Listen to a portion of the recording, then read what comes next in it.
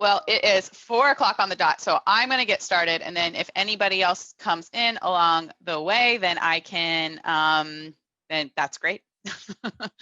But just a reminder that we do always record these so that we can put them up on our blog so that other people can view them when they need, so that they can get this information as well.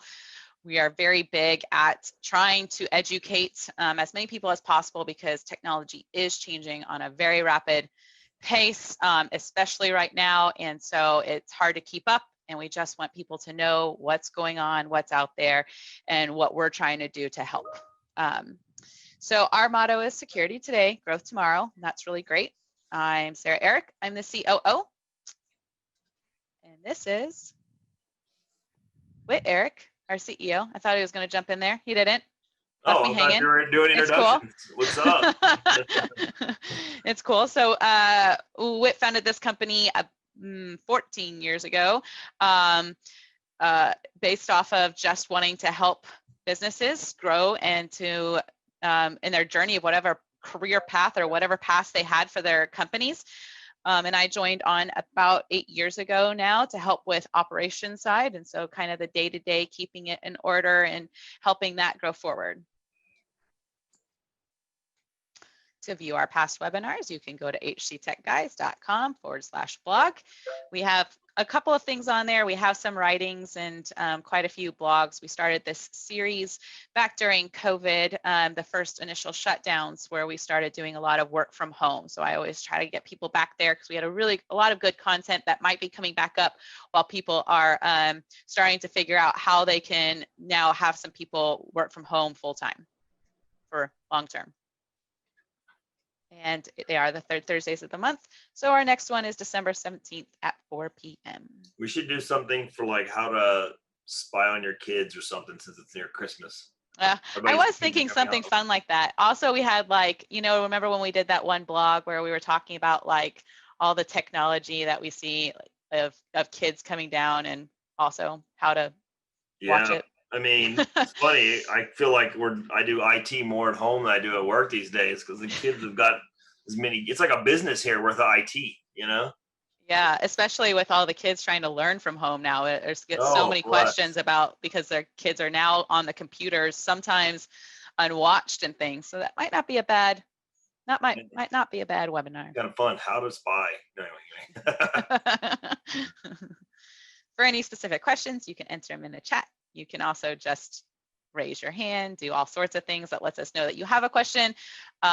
We try to answer all of the ones that we can. If it feels like it's more just something that you need specific help on, we'll schedule meetings outside of this. Hold on. Hi, Becky. Sorry, Becky got on. We got to announce that. Hey, sorry, I'm muted because we just got home. It's all good. All right. All right. So start with the fun, nerdy stuff. So we talked about last time, and we're going to kind of revisit it just really quickly here, that the current default for a lot of people's security is just antivirus, a backup that's geo-redundant, a firewall, maybe some policies, pretty reactionary type things.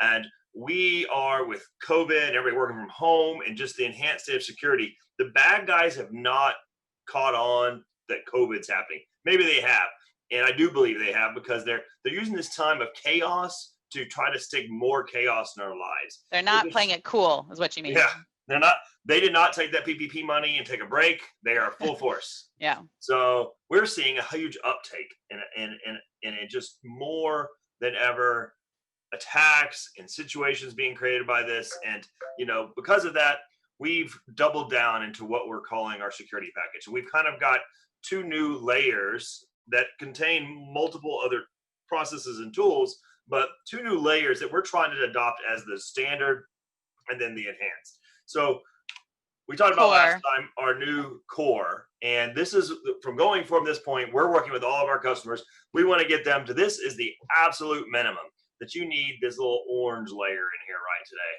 And that adds a lot of things around your users. And we're going to talk a little bit more about that and show how it fits into the overall picture today.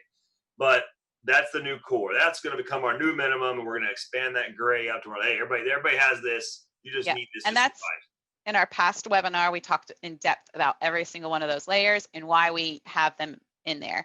what we're going to talk about today with the core is where in the life cycle of a cyber attack, where the core helps and where the other portion, the active portion, where it stops. Yeah, you took away my title there. No, I was kidding. So yeah, just like Sarah said, the active portion, the green there, is more of the sci-fi nerdy stuff. We're going to really dive into that and what it does and how it works today. And obviously, if you want in more depth, please reach out to us. We'll talk about it and we'll explain how these things. It's way more complicated in 3 little boxes, but we want people to, we're trying to make this to where you understand we're taking care of it, and we'll go to details. So this is your cyber attack life cycle, right? So the initial recon, in a true cyber attack, you don't realize this, a lot of people don't, that the bad guys are doing a deep dive. They're learning about you. I mean, they go even so much to call you. They look you up on LinkedIn, Facebook. They're Ocean's 11ing this whole situation. They've got teams. They've got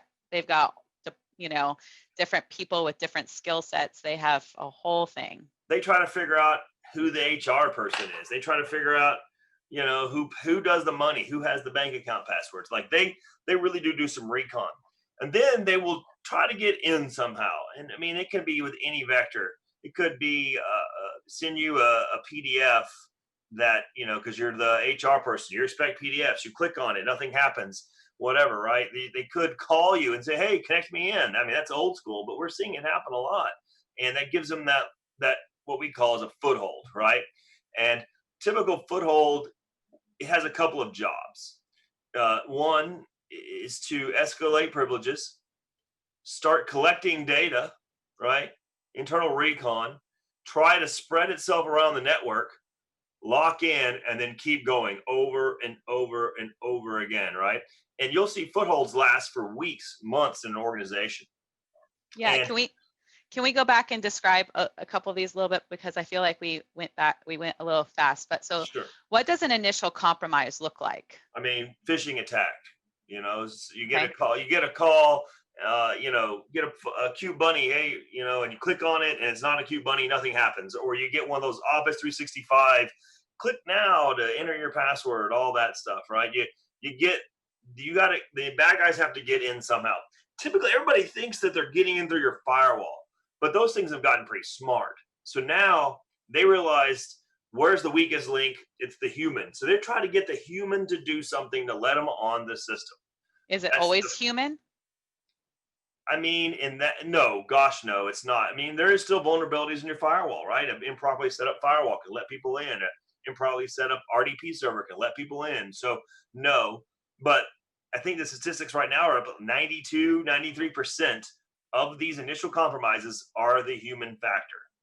So that's in that first core, that's where that whole phishing and training and stuff like that, that's really that's trying to prevent is right there. Yep. Is that situation? So, yep, that's exactly correct. We're focusing on that because that's where so much of the initial attack happens. And then you have your foothold, and which is typically a hidden program, or like the term of a Trojan horse, right? In your network that is just doing these things, trying to get more and more data on you guys. And what people don't realize is there's a marketplace, right? And you'll literally go on the dark web. You can find, hey, I've got customer X. They are a medical facility, approximately 50 computers. I have admin permissions to 20 servers, and it's for sale for $1,000, right? And they'll just sit there on the dark market with that information, waiting for somebody to want to buy the access to your network, typically, right? Typically, this is what we see happening. And so we have this opportunity where this is just existing in your network. Sometimes, a lot of times, they'll deploy multiple footholds, right? Sometimes we see them go in there and start deleting your backups. They try to hack the backup system before they do anything you're going to notice, right? They want to get you vulnerable, and that process continues, right? And so when it goes to escalate privileges, what does that look like? What are they trying to do there? So say they're on a PC in your network, and that user is just a user. They don't have admin privileges. So, but they have a keylogger running on there, They're capturing every key log you have. And then say your poor IT guy gets a call because you can't print or whatever, right? And then he goes on there, and what does he have to do? He has to log in with admin privileges. Well, they've got a keylogger going. They capture those privileges, and then they try to use those privileges that they've now captured to bounce around the network or whatever, right? They're trying to get deeper into your system. It's funny it says escalate. I like to think of it deeper, right? They're going to get more and more access because what they need, the golden key, which is your admin privileges. And, you know, kind of jumping forward a little bit, one of the reasons we always use an off-network disassociated backup is because with the right permissions, they could get to the backup. Our backup solutions we always use are 100% isolated because we don't want them to be able to escalate to a point where they have access to the backups. So we keep them off. It's a newer tactic we're seeing, but they'll do it. They'll get in your backups and delete them, or XYZ, whatever. They're tricky. So those logs that they're creating, is that part of the internal recon? Well, yeah, they use that recon to learn about you and to sell you on the dark web, right? So they need to know where your servers are so they can spread the virus. They need to. They also want to know: are you a medical group? Do they find PHI? Do they have financial information? They need to know those things so that so there's two parts, right? One is to spread themselves inside your network, and the other one is to just raise the value of you on the dark web. Okay. And then when it's talking about moving laterally, that's escalate their privileges so then they can spread out in your network so that they can watch you, so that they can build that log, but also so that they can keep getting deeper and deeper. So this whole cycle seems like it is to get deeper and deeper cycle, and it just continues until either they sell it or they get to a point where they can move forward with their actual mission. Yeah. So yeah. I mean, it's totally, data is king, right? So data about you is valuable, and that's what they're kind of doing in this phase, is trying to get as much information as they can about you and your network as possible. Now, backing up a little bit, there's some simple attacks that are not this complicated, but this is the attack we're focused on as a commercial entity, because this is the attack that takes your business down to its knees. So that's why we're focusing on this whole life cycle. Because, obviously you can click on something and instantly you've got a virus, right? That is a more smaller tactic, but the ones that are super dangerous, this is how they work. And this is the majority of what we see these days. They hang out and wait a while. This is cryptovirus. This is all of those nasty things that we hear of on the news, I guess is what you're saying. Yeah, once they're in this cycle, depending on what level of privileges they have the keys, right? So if they're stuck in this cycle and they never get admin privileges, they might get on a couple of PCs, right? Or if your PCs aren't patched, and this is why we're like, you can't run end-of-life PCs because they're no longer getting patches, because they don't even need to escalate privileges if you have an unpatched PC. They're just able to use the holes and vulnerabilities to get around. I did some hacking training, and it's amazing without permissions how much you can learn about another computer.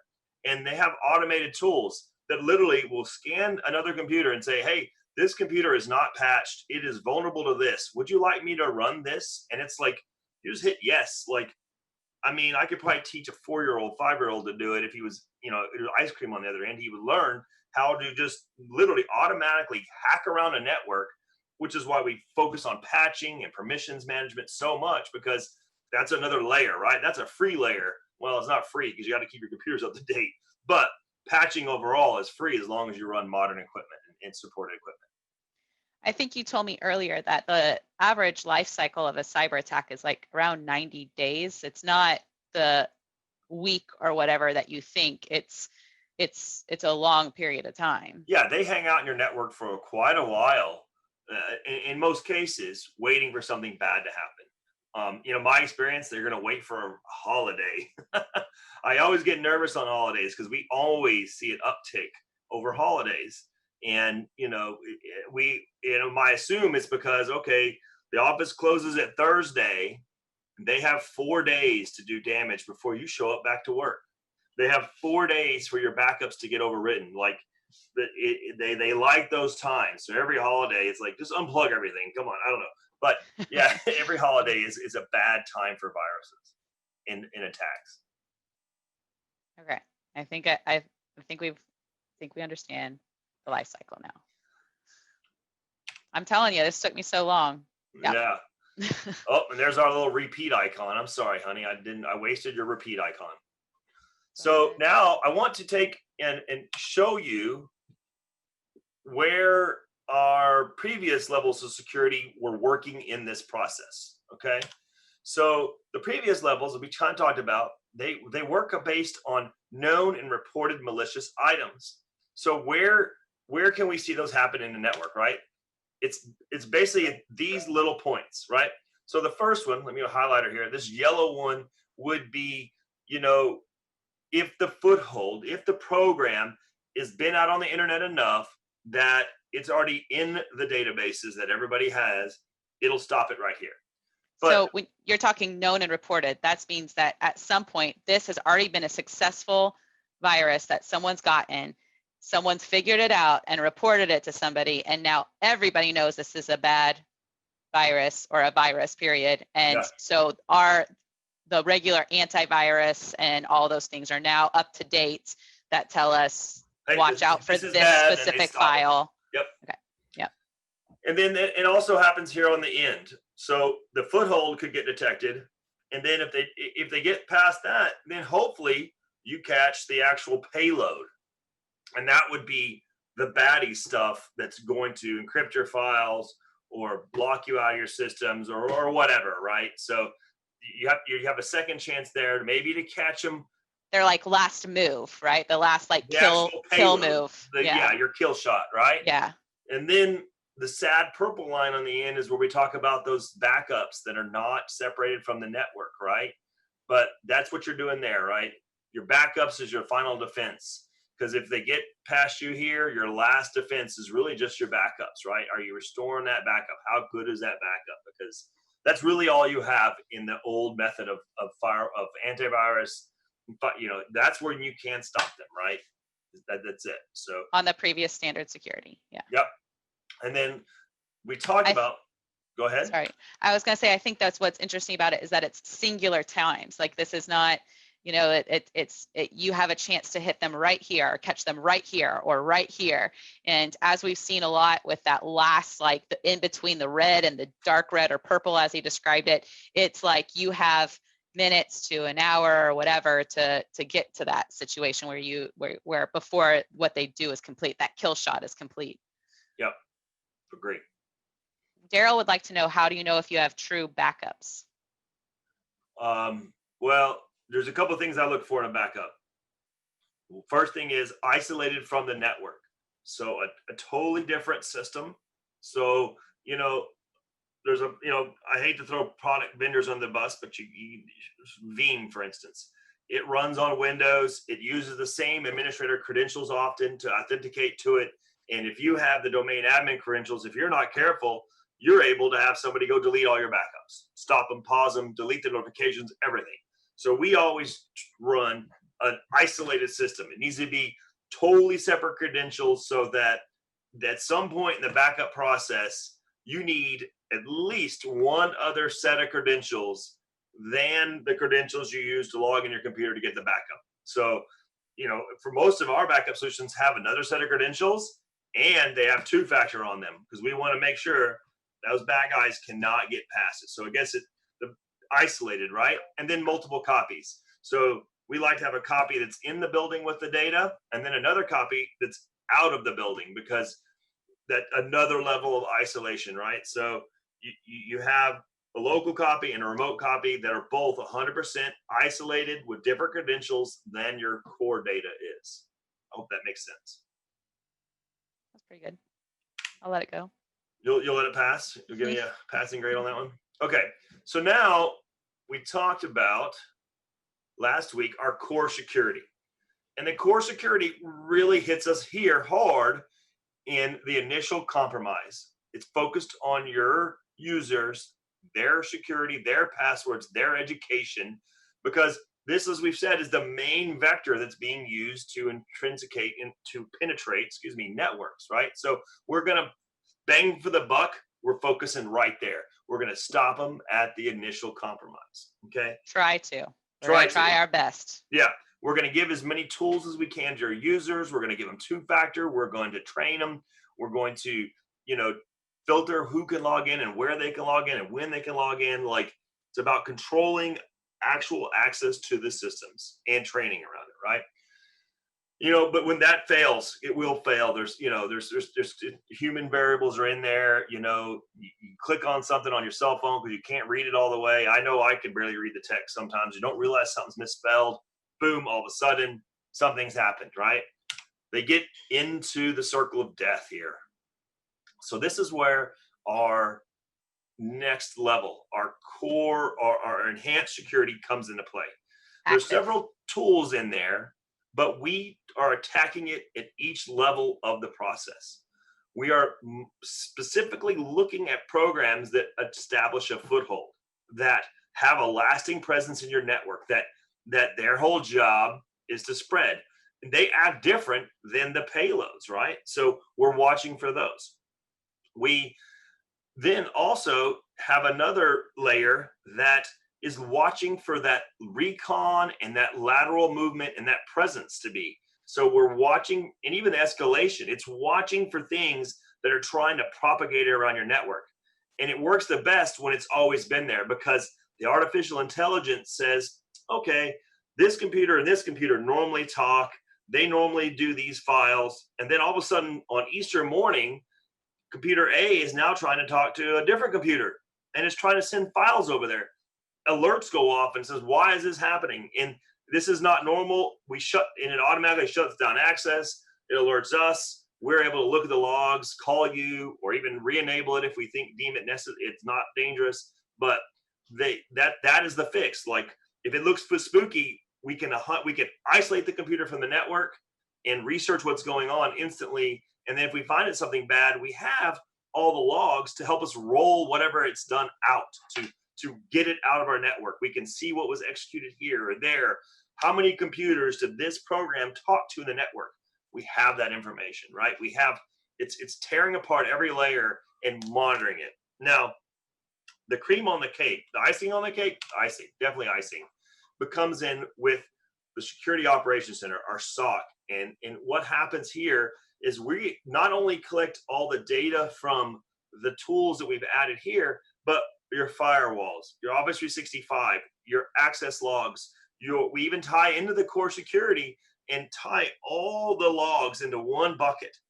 And they look for trends, they look for new behaviors, they look for new countries accessing your data, they look for new devices all of a sudden, and they anything out of the normal they hit. And then they also take all the data from all the other customers in the world, and humans, not just artificial intelligence, are analyzing this, looking for new, weird, bad, evil, all the above, right? And they give us this play-by-play. So they're watching everything that's happening, and it's even to the point where the machines on your network that don't even have tools on them. So say your printers, I can't install anything on a printer, but printers are vulnerable. So we set up mirroring on the network so that printer's traffic gets sent over to the collector, and it gets a chance to look at it and say, hey, why all of a sudden is this printer trying to log into the server? Maybe the printer's got a problem, and they can alert us that. So, and that would be the same if somebody gets on your network just out of a baddie, right? So, heaven forbid, your HR director's kid's sick. He brings his laptop up to the office and she gives him the Wi-Fi password, and he's got a virus, but none of your tools are on them. This layer has barriers in there. It has the ability, I'm not going to say it always does, but it has the ability to detect the HR kid's son with none of your tools on it is all of a sudden trying to send files to your computers. Hey, they call us, we call you. Hey, there's a new device today called Jimmy. He's trying to install stuff on your server. What's going on? It has that all built into it to detect these things and to try to alert us on that stuff. Yeah, so I feel like the best way that I was able to understand this when they were talking about it is where the rest of the securities has been focused on these like singular places of impact that they have on situations in the network. the last tier for us of security, this active security, is actually watching, monitoring, logging behaviors of what viruses and what these hackers, their tactics and ways of doing it. So they're constantly uploading new logarithms, new ways that they're doing it, but that all these things are based on identifying and logging, detecting, isolating, but the actual behaviors. So this cycle that that they get into, this is where it has spots for every single part of that cycle that should be sending off alarms to somebody, and those somebodies all get collected into the SOC for analyzation. To go a little bit, try to explain this. So your previous security was basically looking at the face of an individual and saying, hey, this person looks safe, I'm going to let it in. This person looks safe, I'm going to let it in. What this new level of security we're doing says, I trust no one. What are you doing? So it doesn't care who you are. It's going to say, what are you doing? And are you supposed to be doing that? The behavior. So you may look like WIT, which these files will often look like WIT, or they'll look like an unknown file, who knows what it is, right? And they'll watch what that file is doing to your network to decide. So they can't trigger it because the bad guys figured it out. How the scanners, the old days, right? They would just look at a file's MD5 key and run that against all the other hash keys and say, nope, this is a good key. But the bad thing is, all you have to do is change one character of the file and it's different. And the detectors don't catch it anymore. And now you have free reign. So we have to focus on behaviors in order to be the next level. You burped out there for a minute, but I think we got what you were saying. I did? Maybe it was me. I don't know. You cut out earlier. Hopefully I didn't, but yeah. Maybe we need to get some IT downstairs and look at your Wi-Fi. So I want to talk a little bit about where we kind of built these packages up and where the history of this comes from. And I'm not going to talk about any names because this is and I feel like it's not just why we started these, but where these actually saved some bacon. Save some bacon that we've seen. And there's not when there's a hacking and there's things like that, no noise is how you know it's successful, like no problem. So it's kind of hard to be like, yeah, we need these things because no one thinks they need them until it's happened. It's like insurance, right? But for us, we've seen these things come to fruition. We've seen where they've helped. And so we're going to just kind of quickly explain where it has helped us with clients over the last few years. Yeah, so we have a little bank we help out, and they're very security conscious. They're very supportive of our plan. And one of the, we deployed these tools to them, and within a couple of hours, I think we were installing the tool and it was throwing off alarms. And within seconds, we had found a foothold in this organization and killed it that, from what we could tell, had been there forever. It wasn't able to spread. It was just isolated in very small spaces. But within, we found it, isolated it, remediated it, and now we have that visibility and that comfortability that it really worked. I mean, because it was just waiting for vulnerabilities, right? Like It was waiting for an opportunity. Yeah, and that's great. We got it down here and established a foothold just hanging out, right? And no damage was done, and we nipped it in the bud. So that's pretty great. The second one, we got called, man. So this customer of ours, we did their IT for a long time. They let us go to quote unquote save money. And then 3 years later, they called us back and said, hey, we might have a problem. Nothing's been done here. And they meant nothing, like everything was the way we left it. So we got in there and started looking around. And after we were doing their IT for about a month and a half, we were like, hey, what is all this? And they had multiple antiviruses and just lots of odd things in the network. And they're like, whoa, well, a while back we had Emotet. And Emotet is a Trojan. It's a backdoor, and it tries to put different payloads in the network. But we think we got it fixed.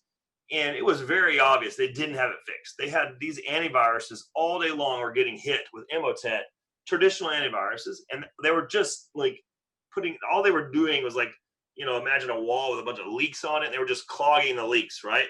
Well, we've And seen that before where people keep on putting more AV, yeah, more antivirus on it, like standard old school antivirus, and they just keep laying it on there, hoping that but they're all getting the information about the same known viruses and Yeah. stuff. So it's only how up to date they are. It's not actually that they're going to help in different ways. They had Symantec, which is known to be like one of the most hardcore, and it was still just hammering it. Could not stop it, right?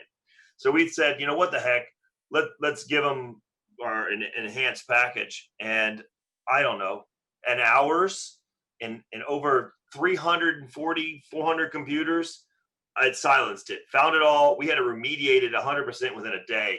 And that was when I was convinced. I think we installed the same we did it to our office within a week later of this, because just amazing how much better these tools are these active tools are at finding and remediating this stuff. So absolutely amazing. It was really great. And we still run it there. I don't think I can ever take it off. I just believe it too much. So.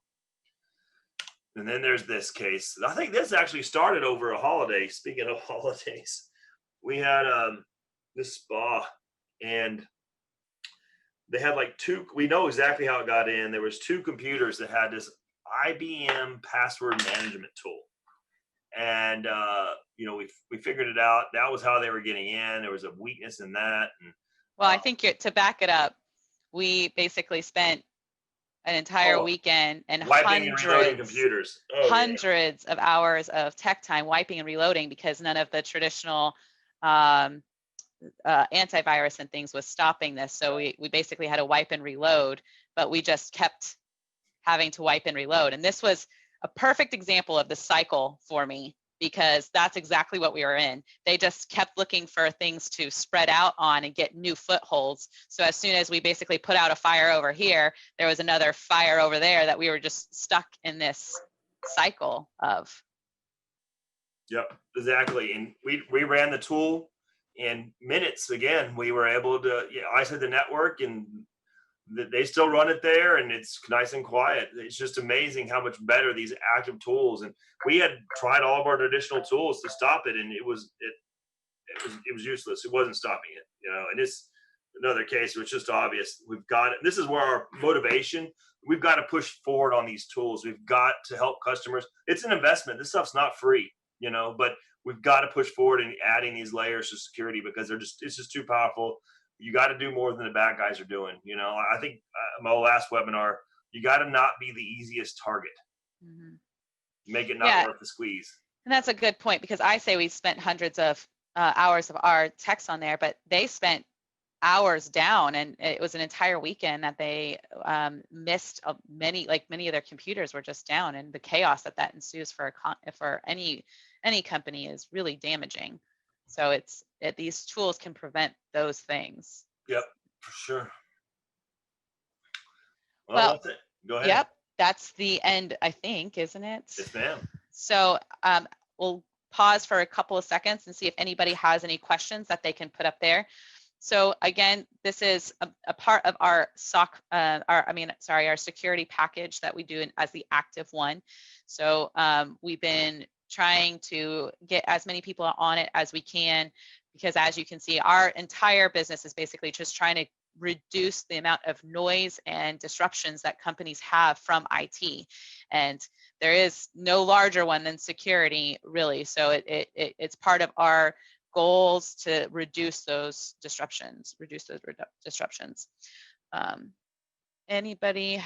Seems like we're pretty good. If you guys have any questions that you think of later, feel free to throw it out there, and we'll be updating you next month as to what kind of IT webinar. If you guys have any things that you would like to discuss or hear about, please shout out to us. Thank you. Cool. See you guys later. Thank you so much. Thank you.